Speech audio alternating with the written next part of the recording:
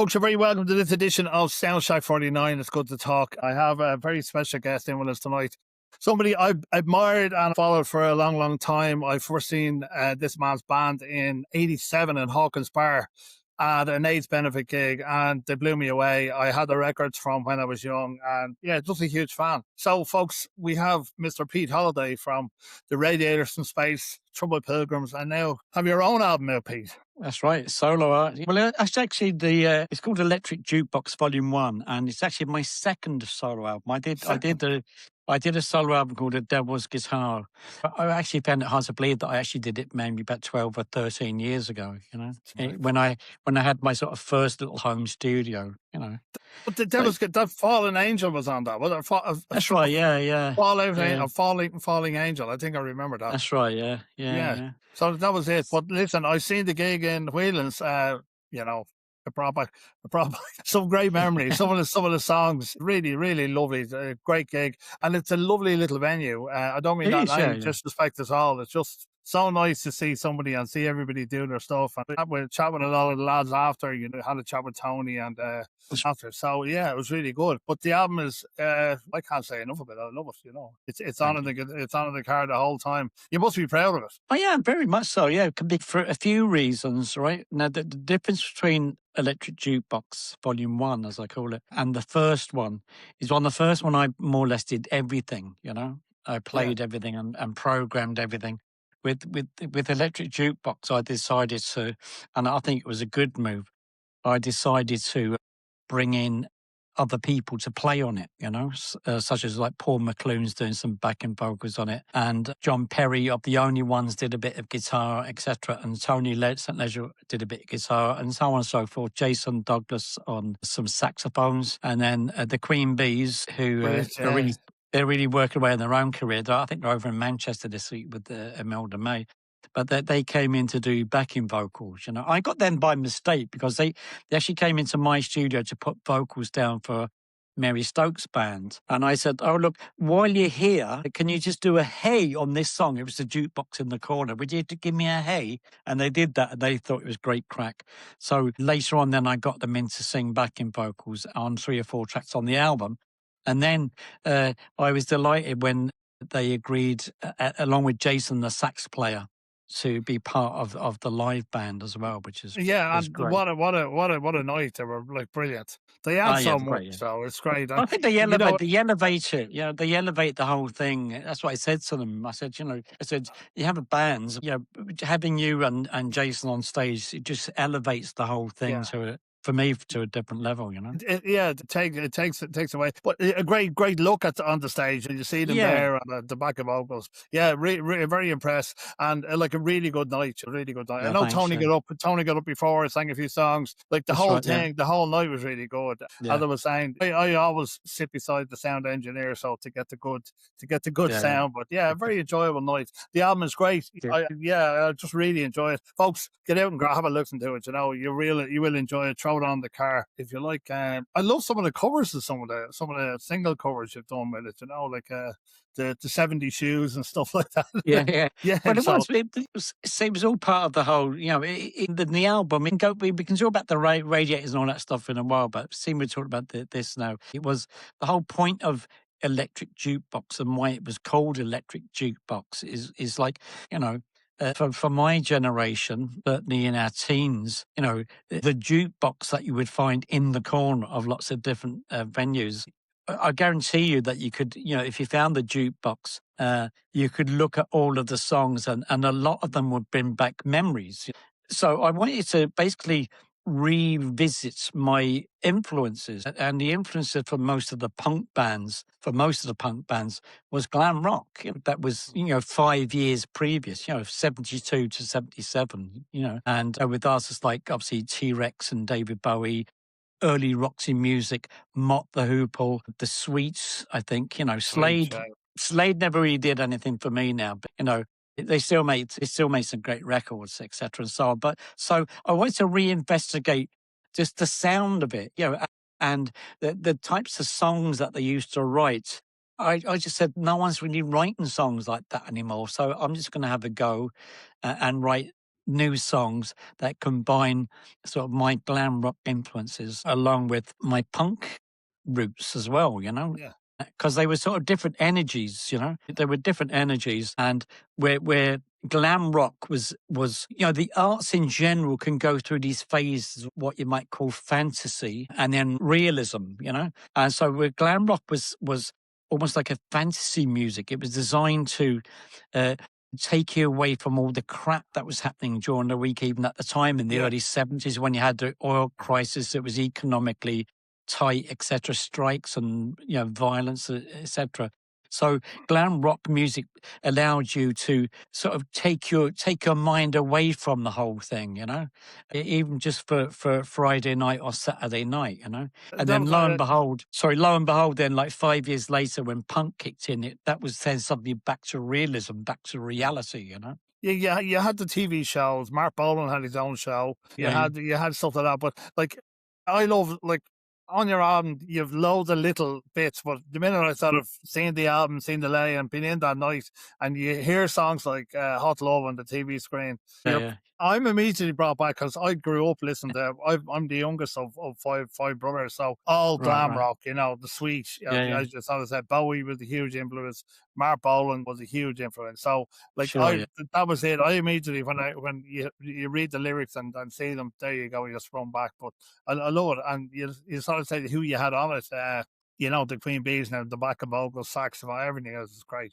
Yeah, it brought me right back. Well, see, sonically, you know, I wanted to, you know, to a degree sort of recreate the sound and the sounds and the atmosphere of those records. Because those records, for me, they still sound pretty good, you know. A lot of the 70s music still sounds timeless for me. Where I think a lot of 80s music, for some reason, sonically, I mean, you know, the sound of it, you know, when we had a sort of big influx of drum machines and stuff like that and beatboxes and synths. For me, a lot of the 80s music sounds a bit dated now, you know, where the 70s stuff just still sounds very raw and which I almost love. like rock and roll, you know. Like there's a station in Dublin, as you know, and Nova. They built their career on it, you know, playing Yeah, like sure, you can't turn it on without hearing, you know, Lizzy or Bowie yeah, or sure, yeah, well, they love Bruce Springsteen for some reason. I don't know why. I like Bruce, but in a way. But Bolan was on it the other day, and immediately I just turned it up. That was the thing. Telegram Sam came on. I just whacked it up. You know, it's great. It does it. But so this was your whole evolution then for your new album, and it's so influential to your early youth, to what you listened to, as you were saying, growing up. Then Top of the Pops, all of these shows, we probably did it all like ourselves, and this was on the radio. Things were a lot different back then, as you were saying. Everything was grey, wasn't it, Pete? It was, yeah. Everything was great. So this was it. So yeah, you're going. If you went into a pub, you had your jukebox in a garden. But yeah, I like there's Daydream Girl. Yeah, sorry, Pete. There's so everything is there. There's a good bit of Bowie. That track in particular, the way I would go about you know, in the studio about say let's say that particular track. I said in terms of putting the album together, I said it needed this track that was maybe a little bit offbeat in comparison to the others, you know. So it needed to sort of sound different. The reason why was when I bought Electric Warrior, there was a Ziggy Stardust album. Both of them had a track that initially, when I listened to the album, I said, that sticks out like a sore thumb. I don't really like it. And then sort of 10 years later, you think it's the best track on the album. Do you know what I mean? So I want the track like that. What I would do then is I would let a couple of tracks that I liked sort of invade my head. So the two tracks that influenced it would have been a song called The Bogus Man by Roxy Music, which was on the second Roxy Music album, and a song by David Essex called Rock On, which still sounds incredibly extraordinary. It's a great song. Nothing like it, yeah. While Daydream Girl doesn't sound like either, it sort of has the essence of them present, if you know what I mean. Yeah. So, and that's what it was like for most of the album, where I would sort of, like, for example, there's a song called Johnny Go Nowhere, which was that song. I just let a song by David Bowie Inhabit Me, called Driving Saturday, which is one of my favourite Bowie songs. I mean, so I said, yeah, I'm not going to copy it, but I'm going to pay homage to it almost, you know. Yeah. And while it sounds absolutely nothing like Driving Saturday, it sort of captures the same sort of essence. So, but I mean, the reality is as well, I don't think I could have ever made Electric Jukebox if I hadn't have worked with Tony Visconti with the Radiators, because it was, you know, it was that process of recording Ghost Town with Tony Visconti. You know, when Tony Visconti agreed to work with the Radiators, and he agreed to work with us. We met him at the end of a Thin Lizzy tour. We toured, you know, I think 28, 29 gigs with Thin Lizzy. And at the Hammersmith Odeon gig, we'd asked them, could we meet Tony Visconti? And now what you have to remember is that Tony Visconti had produced most of our record collection. So that didn't necessarily mean that he was the right person for us. So he basically, we met him after a gig at the Hammersmith Odeon, and he told us to go, this is myself and Philip Chevron, he told us to go away and maybe write a couple of hit records. So this would be now in around December 1977. So we came home and I wrote a song called $1 Million Hero, and Philip wrote a song called Walking Home Alone Again. And we demoed them in a cowshed in Kildare, believe it or not. And we sent them out. We sent him over the demos, and he loved them, and he agreed then to work with us, you know. And so it was a great notch and great kudos for us, because what we found out later is that virtually every single punk band had asked Visconti to produce them, and he turned them all down. Everybody. Susan the Banshees, you name them, they all wanted Visconti, but Visconti didn't want them. And the reason why he chose us, he told us, he said, you can write a song, you can sing in tune, and you do nice harmonies, you know? And I think, yeah, I think it was what you found out was, you know, bands like the Rats and the Radiators and the Undertones, and maybe to a lesser degree the what do you call them, the Stiff Little Fingers, Irish in general are better storytellers. Do you know what I mean? And I think those bands all had a better sense of melody, you know, as opposed to just shouting out like little phrases, if that makes sense. Do you know what I mean? We had a more natural ability to create melodic tunes that still were angry. It does it though, Pete. I know. Well, I know you must have something to do with it, but the song Philip penned under Cleary's Clock was playing it in the car about 15 years ago. My two girls, they were a lot younger then. They're only 18 and 20, 5 and probably 3 or 4. But I had Ghost Town on it. That came on. But as regards stories, but my kids picked up on it, the stories of it. And, you know, it's just little things like that. We are good storytellers. Yeah, it's what we do, you know. It's what we do. Yeah, and like you mentioned there, you were with you know, with Philo, of course, and that tour. What was that like as a learning experience? That was the Bad Reputation tour, wasn't it? That's right, Bad Reputation tour of 19. So learning experience, you meant to help lots of bands. Was it? You know. Well, look, the reality is, right, it was, looking back on it, it was nearly more beneficial for Thin Lizzy to have us as their opening act than it was for maybe us to be on the Thin Lizzy bill. For the main reason being, it made them look really cool, because, you know, because those type of bands like Lizzy and Zeppelin and all those, Queen, etc., were suddenly being ridiculed for being dinosaurs, you know? Yeah, okay. And they weren't hip with the kids on the street. So by Thin Lizzy having a punk band as their opening act for a tour gave them a lot of kudos and made them, you know, to all intents and purposes, appears to be, you know, supportive of this new music form, you know, which wasn't really new anyway. But the reality for us was that we had to play in front of Thin Lizzy's crowd. And Thin Lizzy's crowd, certainly the further you went away from London, the more resistant they were to this punk thing. Yeah. Like in Glasgow, for example, we walked onto booze. Never mind walking off to booze. We were booed onto the stage, and there was a lot of resistance. So the first few gigs was quite tough for us, you know, because, you know, even though we were still fledgling, we hadn't done many gigs at all. I think we'd only done about maybe 25 gigs from day one, before we suddenly had to go and play with Thin Lizzy.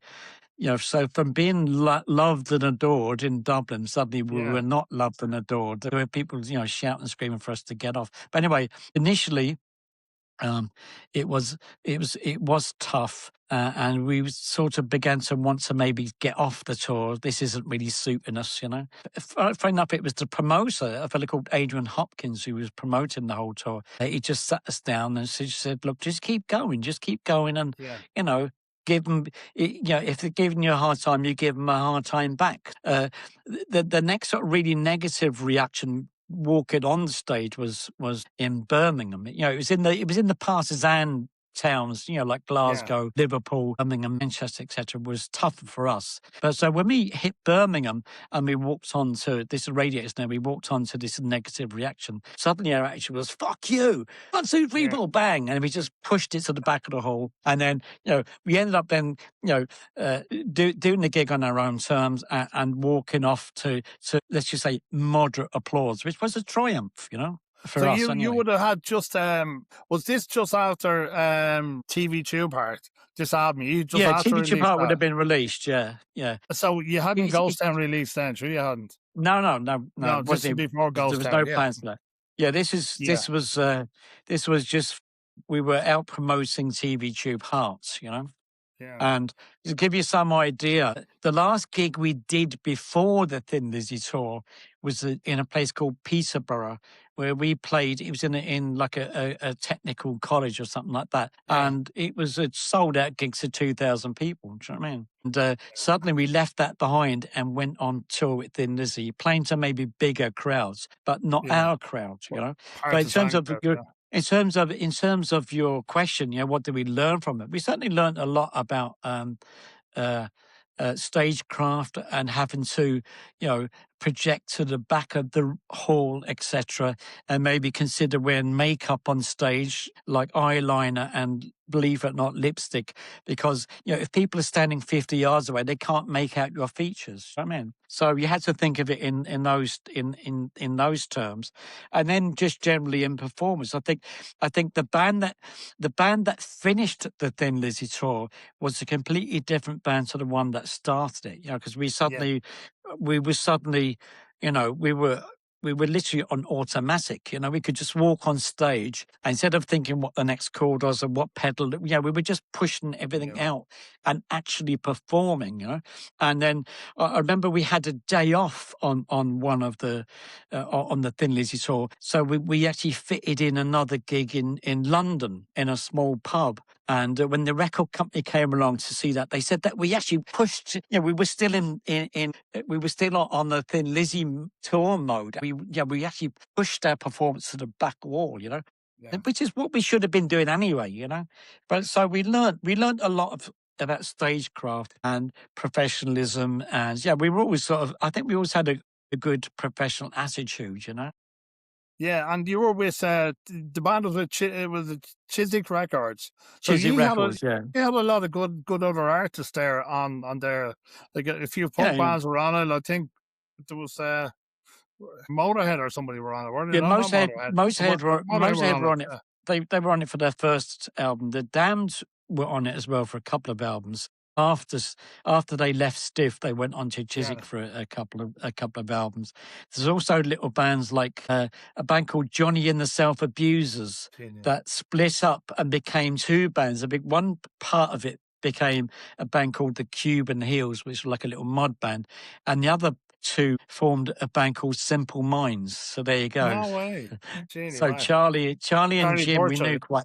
Yeah, with Charlie and Jim, we actually knew quite well, And we hooked up with them. I think they were doing a session for John Peel in Maida Vale, and Philip Sherburne had a flat close by, And there was a famous pub just across the road, and we actually met them in the pub. How's it going, lads, etc., so on and so forth. So but we haven't seen them for years, to be honest now. But but it was a great. Chiswick were like the worst label in the world, but the best label in the world as well. They were sort of a small label, but yet, that was sort of my question. Like the other bands, would you link up with them? Would you meet? Because I know, like, people sort of say London is a huge city, but yet musically wise, it's a bit like Dublin. Everybody knows everybody. everybody, you know.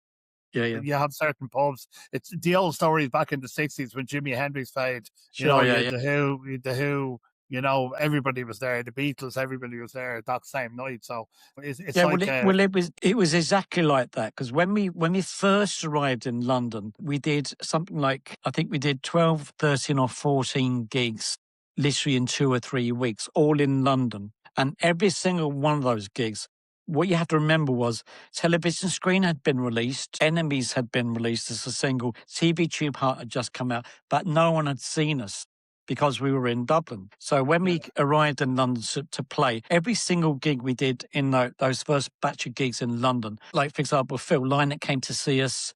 There'll be various members of the Jam, members of the Clash, members of the Sex Pistols. They all came out just to check us out. You know what I mean? And I remember one gig in particular. It was a gig in the Vortex Club, which is one of the punk clubs, and I was performing on stage, and when I looked down, I had to look again twice, and Keith Moon of the Who was looking up at me like that, and I've since verified it was true, because he used to frequent, because he loved all the punk scenes. You know what I mean? So there you go. You know, so in terms of that's what it was like. You know, there was very much a community there. We got to meet a lot of the people, and have a chat to them, and they sort of warmly accepted us being in a part of the scene, etc. And it was great. You know, it was great. Very, very happy. I'm going to just go back slightly because I just want to clarify something. I was telling a friend of mine, I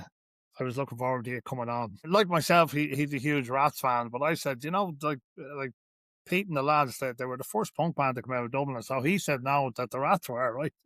And I said, so I'm sure you've heard this 1,000 times, right? So I was saying, no, like, I think you got together, like, the band came together about 76, didn't it? Or earlier. Yeah. I mean, the Rats were already up and running, right? The Rats were playing, but they weren't a punk band, right? Not in the early days. They were more or less now they were a great band. They were a great live band. It was very exciting. See these young fellas making, high energy music, but it wasn't punk. It was, the way that they looked and played. They did initially, most of their set was a lot of Dr. Feelgood cover versions. Do you know what I mean? So Dr. Feelgood would have been their sort of musical template. So similarly to us, our very early gigs were maybe not quite as punky but it's only when we started writing our own material, like Television Screen and Love Detective, and then we wanted to look different to all the other bands, and so it's how we look visually that we were more aligned to the punk movement, because one thing that we did is that Philip Chevron and Jimmy Crash went over to London to check out the scene, and when they came back, said, "This is what's happening," So we were most definitely the first punk band in Ireland, and we certainly were the first to release a record as well. We released our first record in April '70s. Yeah, and the other thing, you were Northsiders anyway, Pete. That's true. Yeah. So what are you going to do about it? Yeah,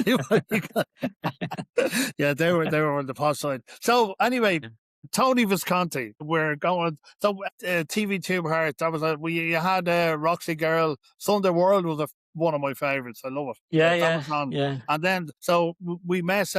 We were sort of going back and forward. I do apologize, but it's great. No, Tony Visconti. Then so we had the demos. You went into him, and then Ghost Town came about. Yeah, well, initially, TV Tube Heart was recorded in Dublin, and it's recorded over maybe a couple of days. Roger Armstrong, who was the Chiswick House producer, and it's raw, energetic. It is what it is, And I sort of, I was proud of it initially, and then, I suppose after Visconti and Ghost Town, I said, oh, it's a shame. It could have been much better.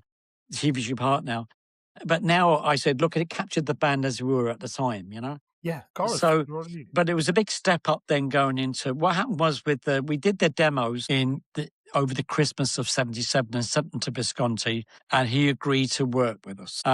But what we decided, we didn't go straight in to do the album. We said that we'd record a single first. So that single was $1 Million Hero. We recorded, we recorded $1 Million Hero and Walking Home Alone again. Yeah. Just to see how we got on and see if it worked. So it became sort of clear to us fairly early on that, it was good. We were happy. He was sort of reasonably happy, etc. And we knew then, certainly for myself and Philip in particular, I suppose, we knew that this was going to be a life-changing moment for us as artists, because I think, it became apparent, certainly on the record of $1 Million Hero, he showed us what is actually possible. This is how records are made, as opposed to this is how you capture a band live in the studio. This is how you make a record that's going to stand the test of time over many years. Do you know what I mean? And it's just sort of, while he sort of captured the sort of energy and essence, he was able then just to elevate it and give it that extra touches to make it geared towards radio, I think, Pete, would it be taking you to point on things during, like, for instance, I'm saying if you were singing, so you're singing or Philip's singing, would he be taking you to the point he goes down? That's like, was he like everything had to be precise? I read about him. Now I don't know. I'm only reading from in third hand. Would he take you to point and things you're not doing that right, or I think you can do it better? Would he pull the best out of you the whole time? Yeah, no, he'd be very constructive about it, though. Do you know what I mean? He's, let's try this, let's try that, let's try the other. He was tolerant. I suppose the fact that I think we had all improved anyway as musicians. I think our musical ability was still evolving. Yeah, he realised we were much younger. And it was good for his career as well to be working with a punk band. I presume his manager said, "Look, Tony, you need to get on this punk thing, otherwise you're going to be irrelevant." So he chose us, and I explained the reasons why he chose us. But the initial session with $1 Million Hero and Walking Home Round Again showed that the relationship was a good one and it was going to work. So the $1 Million Hero was duly released and it did extremely well. It got literally straight onto the BBC playlist and was played off the air for weeks and months, etc. It almost charted. It almost charted, but not quite. But there you go, for other reasons. So we then went into full pre-production mode. We had to write the songs, for Ghost Town. So I do have some on the 40th anniversary reissue of Ghost Town. There's a couple of the old rehearsal tapes where you hear a couple of the Ghost Town songs in their sort of early form. So when we went in to work with him, it was just a great learning curve, a great experience, and I think. Certainly in my situation, from that point onwards, every time I write a song, I don't write a song. I've never written a song to perform it live. I've always written a song with the idea of it getting recorded, how it's going to sound like as a record. And that was mainly through Visconti. Through Visconti. He really showed us about, different recording techniques, different textures, etc. Like, I'll tell you one thing, for example, the album was recorded during the 1978 World Cup, which was in Argentina. Most of the songs were written. The only song on Ghost Town that wasn't written before we started recording the album, or fully wasn't even rehearsed or anything, was Kitty Ricketts, It was just an idea in Philip's head. So Strumpet City, yeah. It's just an idea in his head. And the backing track on that one is just literally Philip with a guitar and Jimmy on drums. And that was sort of the backing track. And then we had to, the track was sort of built up layer by layer. It could have been, it could have been a complete disaster, but it turned out it didn't. But at one stage then, during the recording, when you record albums like that, you work on the track for a while and then you might leave it and put it on the shelf and then pull out another track and kick that along a bit further and then bring it back out again, etc. At some stage during the recording of Kitty Ricketts, I think I was watching Philip Chevron at this stage had literally no interest in football at all, Yeah. He later became obsessed with it, and with Michael Owen in particular. I remember him coming out, and I was watching a match. I can't remember which match it was now. And he said, "Tony wants you to come inside and play banjo on Kitty Ricketts." I said, "Okay, just a couple of things. One, I don't have a banjo, and two, I've never played a banjo in my life." And he said, "Yeah." Tony said, "Don't worry about it, So I went in and I said, "Sorry, Tony." He says, "All right." He says, get the guitar, the Stratocaster out." He says, "Now just play these chords, play the chords, but play rhythmically as if it's like a banjo." jingy, like that, right? So what he did then, he taped off the low strings. So I'm just playing the 4 strings at the 4 high strings, and then I was in the studio room, the control room. So he sent the signal out to an amplifier, and then it came out through the amplifier, and he had a snare drum on its side. So the sound was coming out, hitting the skin with the snare on, and he had a microphone the other side. And then, so what he did basically was construct a banjo, or the elements of a banjo, and reconstruct them in a different order. And he just gave me a little bit of EQ, and voila, I was playing the banjo. So it's things like that made it really interesting. Because I was always I was always sort of really more interested in the recording process. Playing live, I've got to really like, but it was always a pain in the arse, to be honest, because you know they're traveling this and that and the other, and you had like a 12-hour day for that 1 hour show, etc. And it's the 1 hour show that was the most important part. But recording it was a far more creative, because if you're playing. Sorry, Pete. So start to finish then, like how long did the album take? I'd say off the top of my head now, I think we were there for the best part of 2 months anyway, maybe a little bit more. Yeah.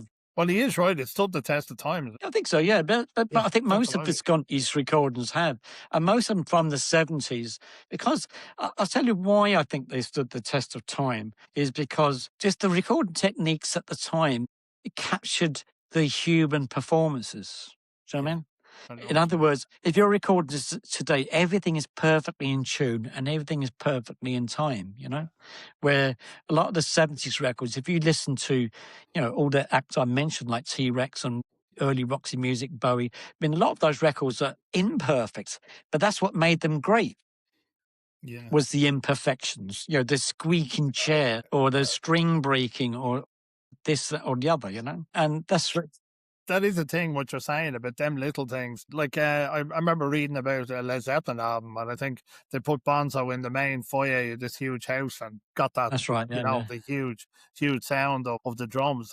Not that he needed a huge sound anyway, but like, isn't it brilliant, them little stories, and I love them little stories about like the banjo sound. That's something that'll be with me. I'll tell hundreds of people that. There's a thing at the final track, Dead the Beast, Dead the Poison. At the very end of Ghost Town, as that track ends, you hear a white noise of an old Moog synth going shh, and that was played by our Chris Pollard, who was basically our sound man and part of the road crew as well, who had, I think, you broke an ankle playing table tennis in the studio, and he was had his leg in plaster, and he was actually holding the key down of the synth with his crutch, little things like that. But the weird thing was, a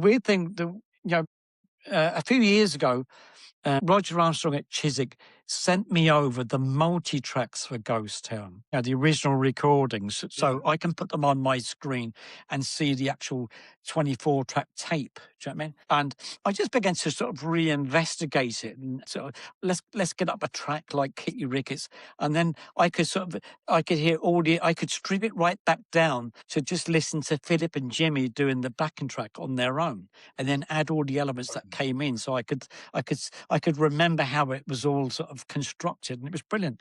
And you were back in the room. Yeah, it was like I was back in the room, and it was like I was listening to. I did the same thing with Faithful Departed, and there was this Hammond organ on one of the tracks. As soon as I put the fader up and heard the Hammond organ, literally got transported back into Visconti's studio, looking at the speaker that I can't remember the name of the speaker now, that revolves around, that gives you this weird sort of sound, etc. So it was extraordinary for me I could hear all these little things that some that made the album and some that didn't make the album, funny enough.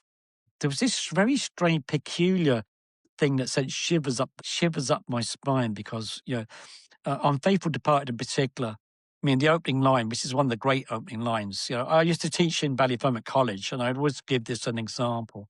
I say, the opening line of a song is the most important line. It should really sum up the song as a whole. So I say, for example, if you listen to I Don't Like Mondays by the Beamtown Rats, it's, silicone chip inside the head, switches to overload, etc. And then but for Faithful Departed is this graveyard hides a million secrets. The trees know more than they will tell, and it's almost like Ireland's hidden past, with the tune babies and the child Singing, right? abuse in Yeah, general, yeah, etc., and so yeah, on. But then, with that in mind, when I was listening to the multi-track of Faithful Departed, I heard a thing at the very end that I'd completely forgotten about. And it sent a cold shiver down my spine. I'll tell you what it is in a sec now. But I then said, why did we take it off the album? It doesn't appear on the album, but it's there yeah. on the multi-track. And what it was it goes, in your world without end. And then you hear the sound of a baby's toy, clockwork toy, musical Yeah. toy, ding, ding, ding, ding, ding, gling. And I went, holy shit. It just sent a real cold chill down my Yeah, spine. right. I'm going, if it had been there, it would have been like a big reveal at the end of the song. Do you know what I Yeah. mean? But it's quite extraordinary, really. It's you're the as regards to tapes, then like these things are mental. As I was saying to you, you're transported back to the room that day. Yeah, You're yeah. sitting, all Yeah. the lads are around, and you're hearing things. It's like it must be unbelievable just going back. Cause I'd say, Pete, I always look back at things, great days, like great days. Well, Yeah, and all your mates around you. Well, I think the thing is, I can look back and just go, sometimes I have to pinch myself, I mean, the Radiators were never world famous and we're almost like on the peripheral of any sort of punk history. However, here we are 40 odd years later and both TV Tube Heart and Ghost Town have been reissued on 40th anniversary issues. And so I'm also very proud of that fact, but I still occasionally have to pinch myself and realize that I was extremely lucky. I was extremely lucky to be in the band, extremely lucky to do what I've done in that career, and just something that no one can ever take away from me. It's Yeah, something that but I've done, and I'm sure many people have dreamed of doing it, and I've done it. So yeah, but to see, Pete, there's not many people like I couldn't sit down and write. You know, Faithful Departed or, Kitty Ricketts or Television Screen or, I've tried. I've tried thousands of times. Sit down in the room and I go, well, I'll write this. And it's just pure garbage, really. Like, there's a talent there. There's a love. It's a love. I think you have to have the love of it. And then, as you're with four lads, or lads who you really get yeah. on with. So it's a huge thing. Well, see, at the moment, I'm sort of writing, I'm writing Electric Jukebox Volume 2, and I'm up to maybe 16 tracks to choose from. Maybe I'll whittle it down to 10 again, because I like sort of 5 on either side. 10 songs for an album The old is album, more, yeah, the old, the is old, more than enough. Yeah. yeah. I remember Ted Carroll, Ted Carroll saying with one of the Pilgrims album, I said that the Pilgrims albums is only 38 minutes long. He goes, it's still 5 minutes too long, he says. Everyone's short and sweet. Yeah, but see, the thing is, what comes into play is experience now, Yeah. I find it, I suppose, I've always found that if I'm given a deadline, you're going into the studio in June and you need 7 or 8 songs. If you said that to me, I'd have 7 or 8 songs by the end of June, So Yeah. because I'm not with a label, I have to sort of discipline myself now to create my own deadlines, etc., Yeah, and I know. my own Yeah. sort of targets. Right? But because I've been doing it for so long, I suppose I find it easier, really, And do you get I'm the very thing like you're walking down the road and you see something? Do you get that type of thing? Yeah, you never know. Yeah, you can get a spark. Like Million Dollar Hero was sparked by an Elvis Presley film, and it was a film called King Creole, and there's a scene in it where him and his mates go into like a Woolworth store, like a 5 and 10 cent store, Oh, and he pulls out a guitar and starts singing a song while his mates start nicking stuff off the shelves, but then he sort of catches the eye of the young blonde girl behind the counter and sort of chats her up, etc. Blah blah blah blah blah. And then later on in the film, not that later on in the film, there's a scene where they're on a boat and there's a lovely house in the distance, and I think it's her parents' house or something. And she turns around to Elvis, and I'm sitting there watching this, and she goes, "I told my parents I met $1 million cowboy in a 5 and 10 cent store," and something inside me went boing, and I just literally ran out the room, got a guitar, and I say about 10 minutes later, the song was more or less there, except I just changed the cowboy to hero. So there you go. Yeah, well, listen, and that's what it can take. Or the opposite is you can sit there. I couldn't possibly just sit there with a blank piece of paper and force something out of me. It's just not. It doesn't work for me that way. Do you know what I mean? You hear something, you hear something like something sparks it. Yeah. Like these days, because I have my own little studio. Like for example, the sort of punky songs on Electric Jukebox. I just said to myself, I was hearing what a lot of the other, the younger kids were doing. The punky kids were doing. I could rattle those off one after the other. So I said, well, maybe let me try it. So I just came in here. I got up a drum beat. I pulled out a guitar, and just whatever happened. So I say, sick and tired of the internet happened just like that. I literally put a beat up and started playing chords, and just no plan, nothing written down, just whatever came out. And so it happened that way. And because I've been doing it for so long, my hand will just automatically go. Yeah, it'll just come, yeah. After Ghost Town then, what was it like going out playing the new album live? Like, what was it? It was tough. It was tough. You can imagine, yeah. So the likes of, yeah. Well, see, the problem we had first of all was that the release of Ghost Town was delayed for over a year.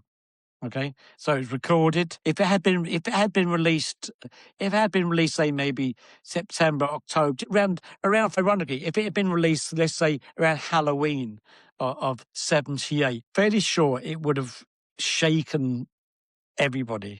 What we did actually, we had a playback in Tony Visconti's studio at the end of when the album was finished. And we invited some journalists from Ireland came over, a few journalists from the British press came in, and we played them Ghost Town from beginning to end.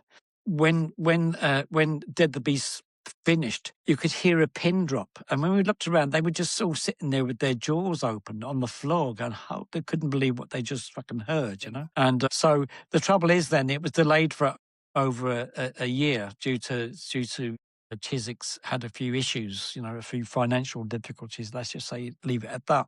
So what happened in between then is that they signed a manufacturing and distribution deal with EMI. So EMI got behind it. They re-released $1 Million Hero, and it got back onto the BBC playlist, etc. So we then needed to see. The trouble is, in that year waiting for Ghost Town to come out, we couldn't go back out on the road and promote TV Tube Heart again. And we couldn't go out and promote Ghost Town because there was nothing to buy in the shops, So we were more or less in a limbo, And with any band, if you build up a momentum and that momentum stops, it's very, very difficult to recover. And the reality is that we never really recovered from that delay, Now, we did do a gig in the Electric Ballroom in Camden Town, and the lineup was initially the Stiff Little Fingers, the Undertones, and ourselves as headliners.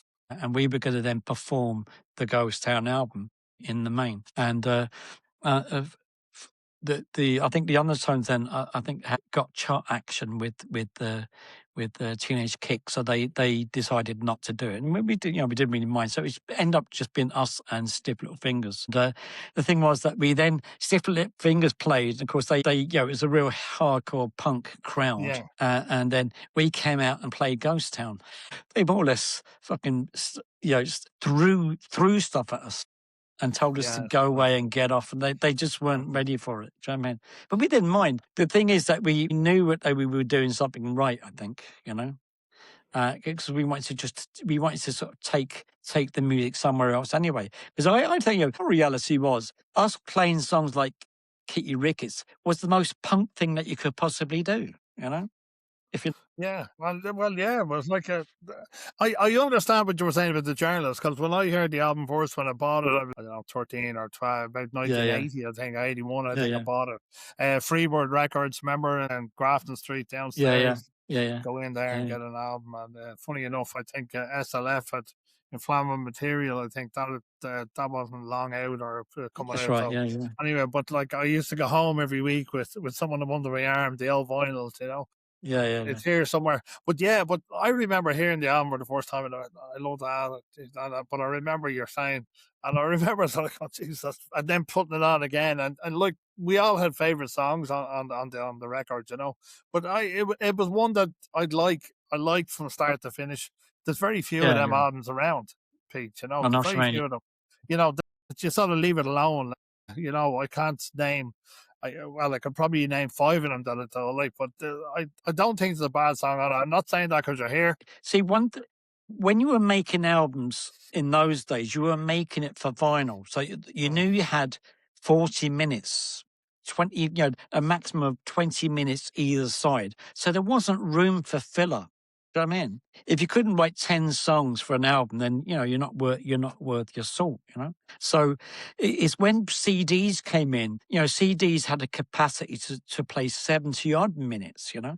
So one of the consequences of CDs is that when CDs started to come in, new albums were suddenly getting much longer, and with all this unnecessary tracks that just to fill time and fill space, and led to a habit then of people cherry picking tracks, flicking through tracks rather than just sit down, play 20 minutes, side one, go and get a cup of tea, flip the record over and play the other side. Do you know what I mean? And I think that most of the classic albums that we all know and love are all those original 40-minute length albums, And so with the Electric Jukebox, that's the approach I took. I just said there's going to be 5 tracks either side, end of, and bring it in possibly under 40 minutes, Yeah, and it worked. It's with the album. Yeah, it's of course it worked. Like, as you were saying, just going. I'm just moving on to one last question about Ghost Town, and then we'll kick it off. The writing process. You said you had the 2 songs that you came to Tony with, right? So you went back to the lads and you said, lads, we need another 8 songs. Right? So the writing process then, was it like a Lennon and McCartney thing, or would Philip come up, or would Johnny come up, or what was the story? Well, generally, what would happen was myself and Philip, I don't think ever sat down in a room together. Right? No, so you weren't. I said, let's write a song. That just wasn't going to happen, right? Because what did work though was his contribution to my songs and my contribution to his songs tended to pull things maybe towards the center, if you know what I mean. So what would happen is generally would happen in the rehearsal room. It'd be myself, Philip, Jimmy, and Mark, and he might have a song that's fully formed, and I might have a song that's fully formed.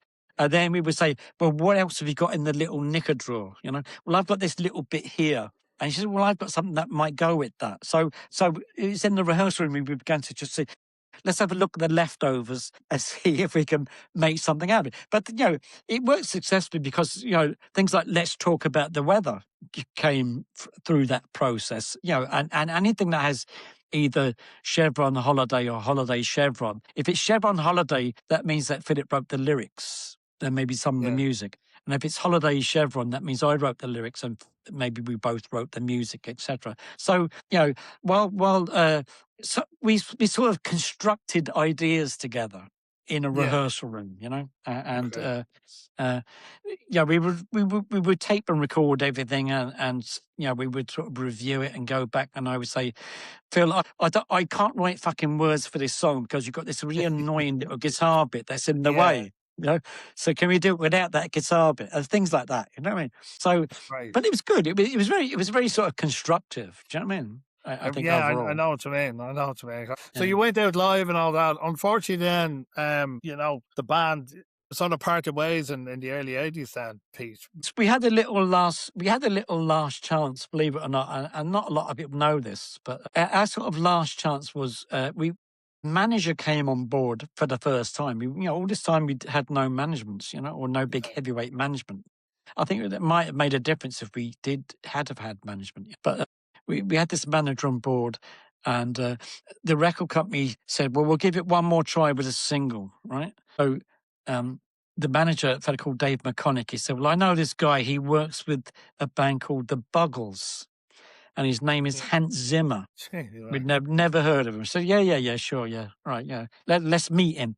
He had, and like people these days when I tell them this, they go, the Hans Zimmer. So yeah, of course it is. Yeah. And he he was younger than us and sort of German, and so we had the same sort of thing where we went into pre-production. He had this sort of place in ironically, he had this place literally a stone's throw from where I lived in London as a child, even though I was born in Dublin, a place called Lily Yard, just right by Earl's Court. And he had these sort of sequencers and synthesizers, and he had Tangerine Dream's old sequencer, knows what else he had. But he just had this little electronic keyboard. And so we had no ideas for any songs at all. So I just sort of sat down at the keyboard there one day and just went, and that hence sort of said, this is good. I like this. We will work on this one, and that became the dancing years. Yeah. So Philip did the lyrical theme, and the main melody I just made up on the spot in a studio. And so we worked with Hans. I think we worked in doing 2 tracks, and I think we worked in a total of maybe 8 or 9 different studios. We cost more money to do 2 singles with Hans than it cost for TV Tube Heart and Ghost Town combined, right? Yeah, no, really, it was ridiculous. Yeah. Even Hans himself said, I think I went a little over the top, Yeah. And but even then, when the tracks came out, they were very quickly disappeared without a trace, unfortunately. But I think at the time, my reality was I think that we were sort of desperate for a hit, and that's always not a good place to be, when you're desperate for a hit, as opposed to just write a song and if it's a hit, it's a hit. If it's not, you don't give a shit, So, but we did have the experience of working with Hans. He fondly remembers us every time he plays in Dublin at the three arena, is it? The 3, whatever it's called. The three, whatever it's called, yeah. The old point, as I call it. Yeah, the point. That's why I call it the point. But he played there not that long ago, and I suddenly started getting these texts. Hans has just name checked the Radiators. I said, yeah, he does it every fucking time he's over. Yeah. But he never gives me a ticket for the gig, though. Yeah, never gives you a ticket. Yeah, so listen. Yeah, so it was good. Hans was interested because he was younger than us. People like that. Yeah. He was younger than us, and he had a sort of completely different mindset, and he was very disciplined. It was a very sort of positive experience. After that, then I think because they weren't hits, I think the writing was on the wall, and I think we then sort of parted company with the record label. And once you part company with the record label, you really, you're down the Swanee without a paddle. Do you know what I mean? So at that stage, I had sort of a young family, so I decided then that I was going to go back to Dublin. So that you was went back really. to Dublin, and so you start doing a few other things. The Pilgrims came about later on. Yeah. Philip went on to the Pogues, and Pogues, of course, yeah. We know where that went. Steve I started producing lots of young bands, in studios. I remember you worked with Light a Big Fire. I think you did a bit. I remember actually on a gig, and you stood in with them. I think I've seen you up on the stage with them, Light a Big Fire. They were a great band. I think I played with them for about 18 months. Yeah, I actually did more gigs with Light a Big Fire than I did with the Radiators. Believe it or not. No way. Anyway. Oh yeah, yes, right, yeah. They were playing like 4 or 5 gigs a week, every week, as most of the bands were in those days. Pete, there was some great bands around back then. Yeah, it was great. You had, like you were talking there too, like Something Happens came about. The 4 of us. Yeah. All these bands, Engine Alley. They were the Big Geraniums. Well, I ended up producing Engine Alley. I did a lot of their demos, and then I ended up managing their career. Actually, I got into management and managed them for a few years. So you worked with a lot of bands back. So we're back in Ireland now, and through the 80s, then all these bands are coming along. You worked with them, you gave them guidance. That's what I was just about to ask you. Then Engine Alley. Then, so did you produce some of their records or as well? I did the demos. I did all the demos. And then I think Steve Lillywhite produced the album because they, against my advice, they signed to U2's mother label, even though Sony UK were very interested in signing Engine Alley, but they preferred to go with U2. They were Kilkenny based, I think, weren't they? Yeah. Yeah, Kenny Oh, they're Grace. great. I mean, their record, their record was actually quite glammy, glammy and rocky and sort of punky as well. They wrote some great songs. They wrote some great songs. Yeah, there was an influence there. And then, as I said, you were sort of more or less playing and working with Light of Big Fires. But the Pilgrims came about then. Yeah, do you want to tell us a bit about them? Well, see, what happened is that the Radiators reformed for one night only. Initially, there was a first or second anniversary of Joe Strummer's passing, and there was a gig on in Dublin, and we were all in town, and we rang the organisers. Can we come down and play a couple of songs? The Radiators, that's with Koch O'Riordan on bass now. On bass, yeah. And so they said, "Grand." So we sort of enjoyed that. So the following April and May, we did a Radiators gig in the old Village gig, which is in Wexford Street. Yeah, and that sort of led then to the Radiators then basically reforming and recording a couple of albums. Yeah. And we recorded an album called Trouble Pilgrim. Trouble Pilgrim, yeah. And then we recorded an album called Sound City Beat, which was mainly sort of cover versions. But then, of course, Philip got ill again, and we were booked to do a gig at the Academy, and we were rehearsing, and then Philip wasn't feeling well, and he went back to London, and basically didn't really come back after that. Unfortunately, so we had to sort of cancel the gig. And when Philip passed away, then we didn't really want to carry on as the Radiators from Space, so we just changed the name to Trouble Pilgrims, and then we got Tony St. Ledger in on guitar and vocals as well. Yeah, so Philip passed in 2013, I think, wasn't it, Pete? Yeah, that's right. Yeah. I remember going to a gig for him in Whelan's. Not Whelan's. The Sugar Olympia. Club, was it? No, Olympia, I think, was it? Yeah, so there was a big gig while he was still alive. There was a big gig in it was in August. He died, I think, the following month. But I remember. Yeah, that's right. Was at the gig. You had I remember Brush was there. And everybody was there. Gavin Friday and that. Yeah, it was a great, everyone, great gig. Yeah. Everyone, it was a great night. Yeah, great night. The poets were there as well. Yeah, it was a good night. And like Philip passing, so like that must have hit you all fairly hard then. Yes, yeah. Even though we knew it was coming, when you were sort of dreading the phone call almost, And at the time, I was still working in Ballyfermot College. I was, teaching in Ballyfermot College for many years, and I just suddenly got a call from his sister to tell me that he was gone. So it's tough. I still miss him. I still miss him. Yeah, I still think like you were. Yeah. It was like a brother, sure. Like that's the thing. It's hard when people when you lose sort of somebody. But the good thing is, not to get down the morbid route, but like he left a legacy, which is I think so. Just as regards to Radiators, as I said, I've seen you a few times, but Oxygen, I remember that, the madness of Oxygen. Oh yeah. You played there, like so, yeah. So and you like these festivals. We played in Oxygen.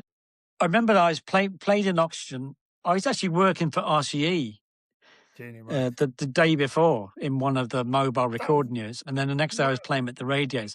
But what I remember most about that particular gig was just as we were about to go on stage, the skies opened and it started pouring rain, and the consequence was the tent filled up to the brim. So I always mention then to, if you're playing the festivals, pray for rain just as you're going on stage, because you're guaranteed then to have a crowd. It was jammed. It'll be jammed. We've crossed paths a bit over the time with the lads, but Forest Fest, you played with the Pilgrims 2 years ago. I was down at that one. Yeah, that's right. Yeah, that was a good one. Yeah. Well, I was looking to play that. Sorry, go on. I was looking to play that this year with the new band, but he didn't want us on, so I said, "Fuck yeah." Yeah, it's great. It was a great festival, but now it's gone a bit, I don't know. Great festival. I was very keen to play it, but I can't force them to put me on the bill. Do you know what I mean? Yeah. I was pushing to get on the bill, and this I thought particular time, yeah. Like it was, it would have been great. This particular year, it wasn't last year, the year before. It was a real sunny day. You played in the Big Tent, and then you went over and you did an acoustic session. And that's right, that was good. I actually enjoyed the second session more. I think, yeah, it was great. It was great. Yeah, there was a good friend of mine there, and He was actually an original member of Paranoid Visions. He was there. All right. He Yeah. does all the art. He does all the All art. right. Okay, So yeah. you know Deco from Paranoid Vision, but Yeah. he was the Sure. original member. He was the drummer with them, Bernard Brady. But he does all the Oh. sculptures with the waste that you would have seen in that little All area. right. Okay. Yeah. All the Yeah. the Yeah. robots and all that. So, but Yeah. he come on the show. He come on here and we had a chat. But we were talking about it that day. And but like the acoustic thing was great because it was like a little Yeah. tent. It Oh, I wasn't. liked it. Yeah. Mad. Yeah, Yeah. it was Crazy. good crack. It was good crack. Enjoyed it. So the Pilgrims, then you look at you the lads are on there. You're playing away. I've seen you then again, Pete. Watching loads of time. Blood, your first album. Jesus, got out of my head, Pete. There's Dark Shadows and Rust, and then there's Blood, Glass, and Gasoline. Blood, Glass, and Gasoline. So that's Gasoline, I love that album. It's a great album. Yeah, it's good. Yeah. And then you have this one. That's Dark Shadows and Rust. So that's really good.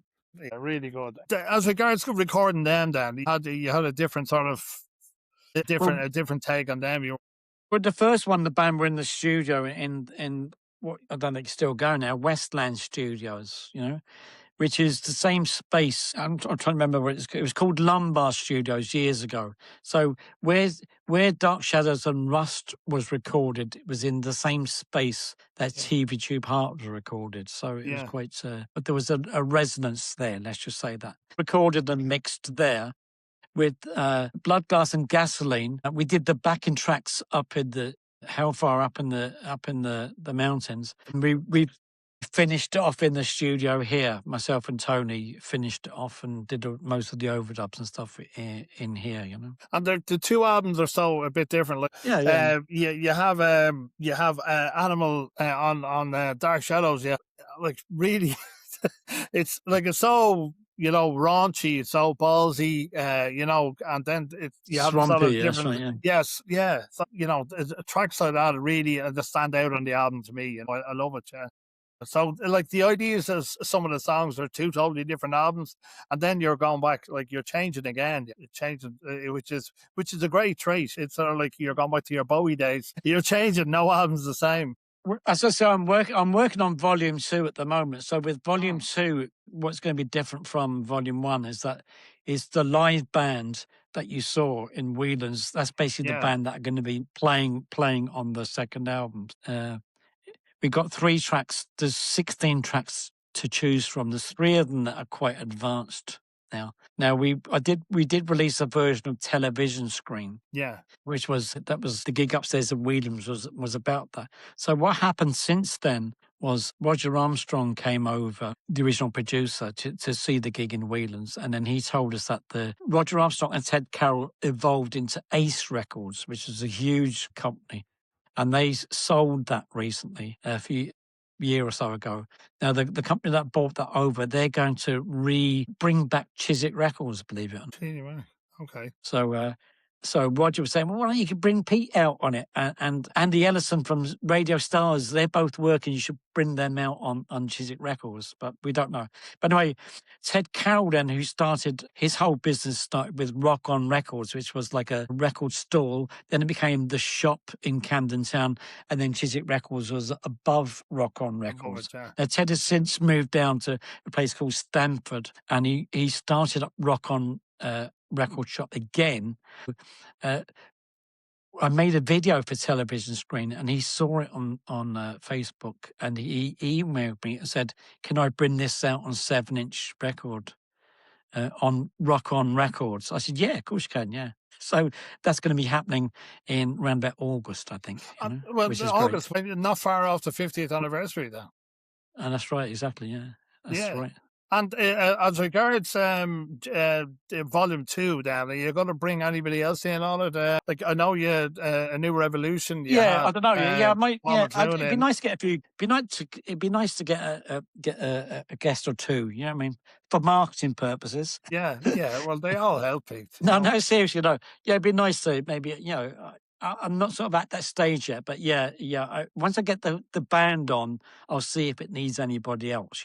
Yeah. And it's always good to, every band does it, every artist does it, bring in. But they're all people like you played with the Undertones, you were telling me, back in the 70s. So, a lot. I know Paul is new, but although he's not new to it, sure, Paul must be in the Undertones since the early 90s, is he? He's been in it longer than Fergal was. Yeah, anyway, that's for sure. So he's a stalwart. Again, I've seen them numerous times. They're great, Yeah, great they're live. great. Yeah, they are great. So Volume 2 then is hopefully going to come out in the next. Will it be out this year or? There's a chance it might be this year. Yeah, if not, maybe early next year. We'll see how it goes. Volume 2, and that'll be it then. Volume 2. I love the idea of Volume 2. Volume 1 and Volume 2. Because the idea of Electric Jukebox, anyway, it was almost like a compilation album, if you know what I mean. So there's a running order. You could pull any track out at any stage, or you could, if you have the CD version, you could put it onto random play, and it would still work. I think. And I wanted it to be 10 singles. One or two questions, and I'm going to let you go anyway. And then we could, Pete, look at. I'm just saying, if suddenly goes blank, it's the battery that's gone out. No problem. Okay, all right. Pete, look at the next 5 years. We've sort of had a chat with it. What's you're hoping Volume 2 will come out, and then after that, then. I mean, who knows? I mean, I'm at the stage where I'm officially sort of retired from gainful employment, and I've never been as busier. I'm still interested in sort of developing the studio, getting involved in other projects. Sometimes I invite people in the studio to do stuff for free, just to, I want to try out a couple of mics, really come over and record a couple of songs, etc., and so on. So look, I'm very. I have a radio show as well on Dublin City FM that I do. I record it in the week, and then it gets broadcast on the Saturday. So that's sort of keep me going. Do you know what I mean? So your stuff like that keep you going. But I do have, and I keep meaning to put this on a T-shirt. I think my is I don't have time to fuck about. If I want to do something, I have to do it. Do you know what I mean? I don't have the time to be sitting around thinking about whether I'll do it or not. I either do it or don't do it. It's a good motto. It's a good motto. Well, yeah. Well, I'm at that stage. I'm at that stage. Here we are. I'll do it next year. I might be around next year. Who knows? That's the thing. You have to. I don't have time to. I don't have time to mess around. I just do it. You love playing live. You love playing live. I sort of said, I'm enjoying it. See you in a while. I've seen you with Daddy Longlegs in the Sugar Club. That was That was good. That was enjoyable. Yeah. Them boys are wild. They're a great band as well. Great, New York. And the different festivals or whatever. Playing live is something you love doing. Hopefully you. I did. I always liked the. There was a little phase I went through where, I wasn't enjoying it at all. Do you know what I mean? And then I sort of got over myself. So I now really enjoy it. But I just think that I take playing live very, very seriously now. So I try and put on try and get the best musicians I can. But this is with the solo project. Try and get the best musicians I can and try and present it in the best way I can. Do you know what I mean? Brilliant. And so whether we're playing upstairs at Whelan's, which I love the venue, or whether we're playing at the 3 Arena, it's still going to be the same effort that will go into it. Well, that's it. That's professionalism in its entirety. Yeah. I know you're running low on battery. If you could have written a song, any song, I know you love Bowie, Mark Bowen, or whatever. Is there anyone you sort of say, "Geez, I would have loved to have written that. I would have loved to have written that." I think there's 2. Virginia Plain by Roxy Music. Yeah. On Volume 2, there's going to be a sort of a tribute to Virginia Plain. Great, yeah. So I have to sort of disguise it enough so I don't get sued. And then the other song is a T-Rex song, and I think it's his best song, and I also think it's the best Tony Visconti production I've ever heard, and that is Metal Guru by T-Rex. I just think the record is just too classic. Absolutely fantastic, and it just sounds amazing still. Do you know what I mean? It's just got this glorious production that is timeless, absolutely timeless, and that's what I learned from Visconti. Be timeless. Yeah. That's why I have modern technology, but it still sounds like, if things happen by accident, just leave them in, Well, listen, I deliberately sometimes have things sort of slightly out of tune or slightly off deliberately, to just dehumanize the whole thing, really. Yeah, well, look at this sense. Well, listen, Pete, I've really enjoyed it. It's always a pleasure being in your company. Thanks for asking. We should hook up soon anyway. Yeah, well, listen, from watching you on stage, from, with folks, you've heard it all, from Tony Visconti to... So, Electric Jukebox Volume 2, hopefully this year. Folks, have a listen have a listen to Volume 1. It's well worth a listen. Pete Holidai from the Radiators of Space, thank you very much for taking the time, my friend. It was lovely to have you on. And Pete, we'll put all the links up that need be to wherever anybody can get you. And listen, my friend, it's been lovely having you. Enjoy the rest of the evening. And look, I think there's football on now. You might go in and watch that. There is, yeah. We're getting the second half now. Get past it. We're getting the second half. Thank you very much, Pete. Thank you. Best of luck. Now. Bye-bye. Bye-bye. Bye-bye. Bye-bye. Bye.